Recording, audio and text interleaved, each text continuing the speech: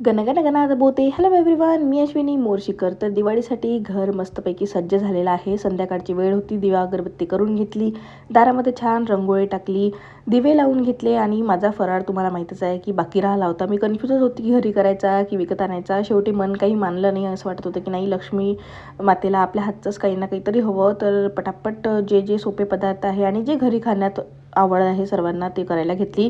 सर्वात पहिली शंकरपाळी करून घेतली. परफेक्ट डायमंड शेपची मस्त फुलून अशी खसखशीत मस्त अशी शंकरपाळी तयार झाली. त्यानंतर माझे फेवरेट आहे ते म्हणजे तिळाचे लाडू.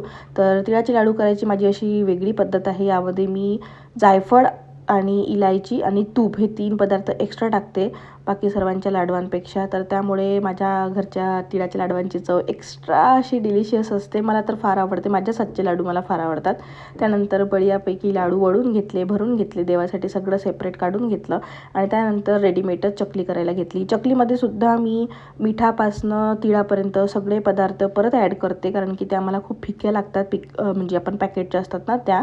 तर त्याच्यामुळे मी परत सगळं काही ॲड करते आणि तुम्ही बघू शकता खूप सुबक अशी छान छान चकल्या मी इथे पाडल्या. आणि चकल्यांनाच मला सगळ्यात जास्त उशीर लागला, कारण की एक एक चकली टाकणे आणि तळणे.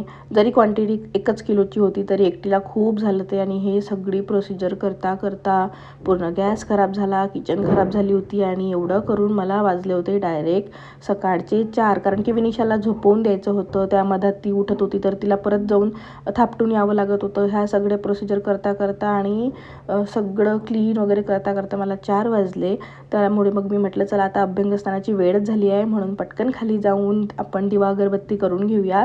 आणि तेवढ्या वेळात मला परत विनिशाचा आवाज आला. म्हणजे यांनी मला वरून आवाज दिला, म्हणून मी काय केलं, पटकनच झाडून घेतलं, पाणी टाकून घेतलं आणि रांगोळी काही ती मोडली नाही, परत दुसरी टाकली नाही, त्याच रांगोळीवर दिवा लावून दिला. असा होता माझा आजचा दिवस. Thank you for watching.